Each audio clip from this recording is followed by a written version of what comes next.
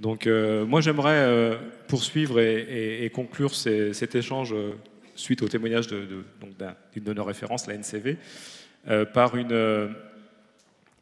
un petit retour en arrière sur une problématique qu'on voit assez régulièrement dans l'entreprise, c'est la confiance, et plutôt la perte de confiance que beaucoup de métiers ont dans la qualité et dans la fiabilité de leurs données. Alors, ce n'est pas nouveau, on sait d'où vient le problème. Et historiquement, les applications se sont développées par spécialisation en silos, et donc de plus en plus sur des fonctionnalités de plus en plus pointues et métiers. On se retrouve avec des applications qui communiquent peu entre elles et qui surtout créent en fait une sorte de schisme avec le métier qui lui, a toujours aussi évolué et sur son besoin en termes de KPI, en termes de décisionnel pour piloter la data.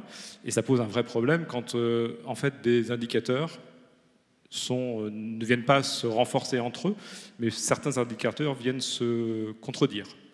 Et donc la confiance, ça commence à s'effriter à ce moment-là. Donc le métier, lui, ne comprend plus. Il y a une perte de synchronisation, encore une fois, entre les applications à gauche, qui sont souvent transactionnelles, et puis le métier qui a une vue physiquement décisionnelle. Et on se retrouve avec un besoin là, de régler ce problème, de réconcilier en fait les sources de données multiples et le métier qui, encore une fois, a ses différents angles d'appréciation pour piloter la data. Donc ça devient compliqué quand on a une perte de confiance pour justement appuyer en tant qu'entreprise qui se veut de plus en plus data-driven. Ça crée un petit peu un réel souci. Alors il y a une méthode pour remédier à ça.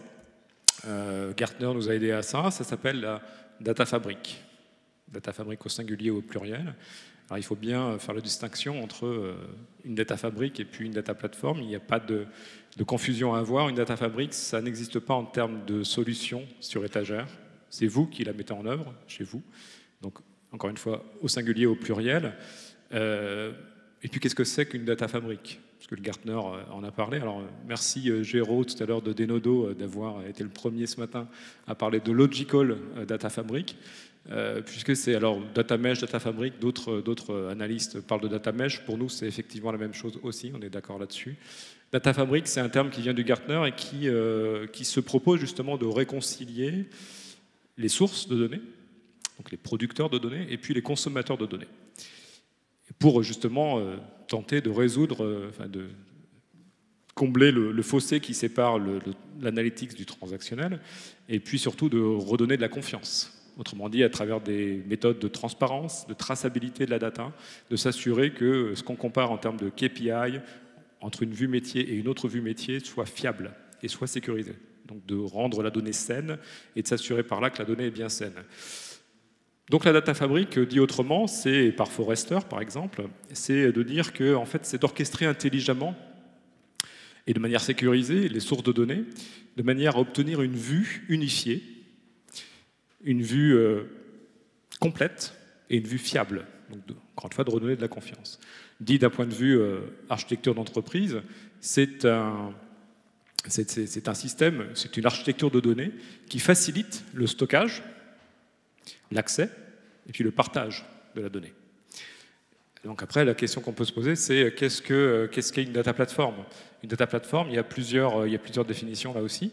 Et là, il y a pléthore d'éditeurs. Pour Intersystem, c'est la capacité en 3 mots, de gérer le stockage, l'analyse et le partage de données en résolvant justement et en temps réel les sources de données et les consommateurs de données.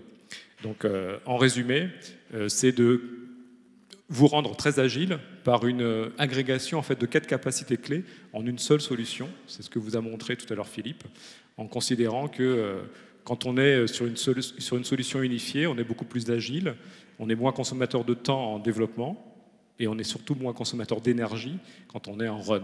Et ça a aussi une importance. Puis, au-delà de ces caractéristiques, avantages et bénéfices, il y a une chose qui a énormément de valeur et qui n'a pas de prix, c'est justement de redonner la confiance. Là-dessus, je vous remercie. Merci Sylvain. On reste sur la confiance.